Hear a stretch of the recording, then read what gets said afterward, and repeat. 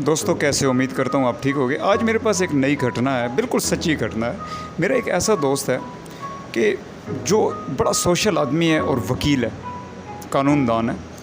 अच्छा, वो इतना सोशल आदमी है कि horror stories, horror incidents, scary, this one that one, इन चीज़ों पे वो बिल्कुल बिलीव नहीं करता।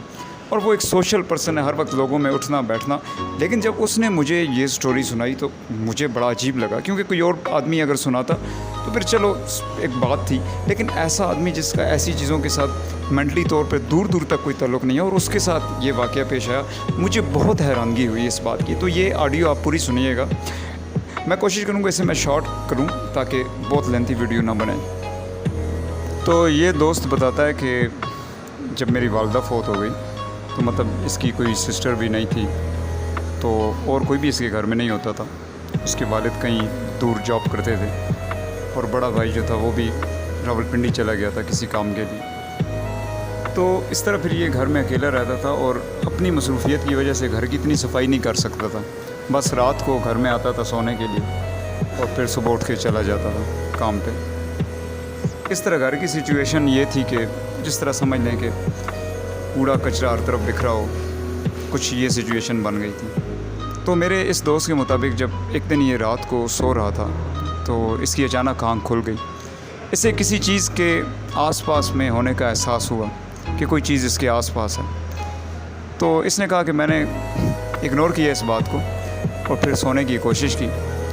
और कहता है कि कुछ देर सोया और फिर से मेरी आँख खुली और फिर से मुझे वही एहसास हुआ कि मेरे आसपास कोई है। कहता है कि उठने की भी हिम्मत मुझसे ना हुई, मुझे डर लग रहा था।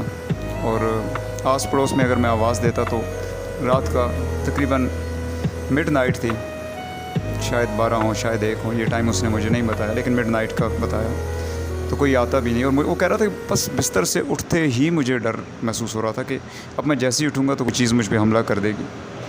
वाज़िया वो कह रहा था कि मुझे महसूस हो रहा था कि कुछ है यहाँ पे, कुछ है यहाँ पे। उसने कहा कि मैंने दुआएं पढ़ी और दोबारा से आंखें बंद करके नींद की तरफ जाने की कोशिश की, लेकिन फिर अचानक ऐसे फ़ील हुआ कि कोई चीज़ मेरे मुंह के अंदर घुसना चाह रही है। मैं एकदम उठा और मैंने हाथों को यूं यूं हिलाया और आगे पीछे यूं यूं किया, लेकिन वो चीज़ ज़बरदस्ती मेरे मुंह के अंदर घुसने की कोशिश करी। तो वो कह रहा है कि मैंने फिर से दुआएं पढ़ी, लगातार दुआएं पढ़ी आंखें बंद करके, और फिर एकदम से ये एहसास होना बंद हो गया कोई है और कोई चीज़ अंदर घुसना चाह रही है। वो कह रहा है कि जब मैं सो गया फिर दोबारा सुबह उठा तो ये मैंने सबसे पहले घर की सफाई की और अपने आस पड़ोस में कुछ दोस्तों को बताया कि एक भी कोई आप में से मेरे साथ अगर सो जाए तो ये बड़ी मेहरबानी होगी कि रात को मेरे साथ ये वाक़या पेश आए। और वो कह रहा है कि 7 दिन तक मैं इतना डरा रहा कि मेरा काम में किसी चीज़ में दिल नहीं लगता था।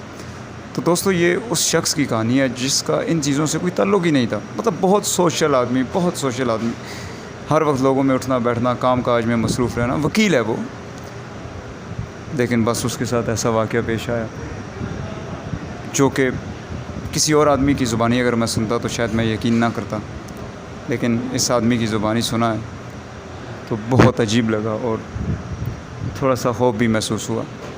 दोस्तों आपको अगर ये कहानी पसंद आई है, जो कि एक सच्ची घटना है मेरे दोस्त की ज़ुबानी, तो कमेंट सेक्शन में ज़रूर बताइएगा। मैं आपके लिए और भी बहुत सी ऐसी घटनाएँ लाऊँगा जो आपको पसंद आएँ। Thank you so much.